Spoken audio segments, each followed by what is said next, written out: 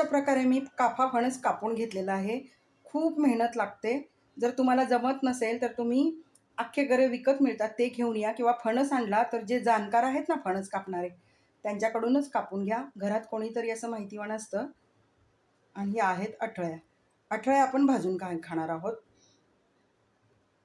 Friends, मला कोकणातून माझ्या मैत्रिणीनं फणस पाठवला होता आणि हे बघा मी या पद्धतीने कापून घेतलेला आहे। हा काफा फणस आहे। ह्याचे गरे खूप गोड आणि चविष्ट असतात। तर आता आपण परत हा सगळा कापून घेणार आहोत आणि त्याचे गरे आपण काढून घेणार आहोत। फणस कापणं ही तेवढी सोपी गोष्ट नाही आहे। सुरीला तेल लावायचं आणि त्याचे तुकडे करून कापायचं। जे एक्सपर्ट आहेत ना फणस कापण्यात ते पटकन कापतात आणि व्यवस्थित कापला जातो। पण मी मला जमेल तशा पद्धतीने कापत आहे।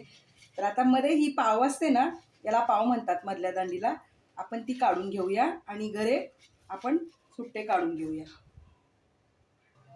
इकडे या पद्धतीने मी गरे काढून घेतलेले आहेत। एवढे गरे काढण्यासाठी माझा अर्धा तास वेळ गेलाय आणि त्याच्यामध्ये अठळ्या निघतात। तर ह्या अठळ्या आपण भाजून खाऊ शकतो किंवा मिठाच्या पाण्यात उकडवून घेऊन आपण शिजवून खाऊ शकतो। याची भाजीही बनवली जाते जी चवीला खूप छान लागते। आणि आणखीन बघा एवढा फणस माझ्याकडे शिल्लक आहे। मी फक्त पाव फणस कापलाय। आणखीन आपला 3 पाव फणस आहे। तर आपण तो हा संपला की तो कापणार आहोत। आता मी हाताला तेल लावून घेणार आहे आणि हात साफ करून सुरी पण साफ करून घेणार आहे। कारण हे बघा हे फणस कापायच्या अगोदरही हाताला तेल लावायचं आणि फणस कापून झाल्यानंतरही आपण तेल लावून घेणार आहोत। म्हणजे हे चिकट आहे ना ते निघून जातं। हे बघा सुरी किती खराब झालेली आहे। आपण ते काढून घेऊया।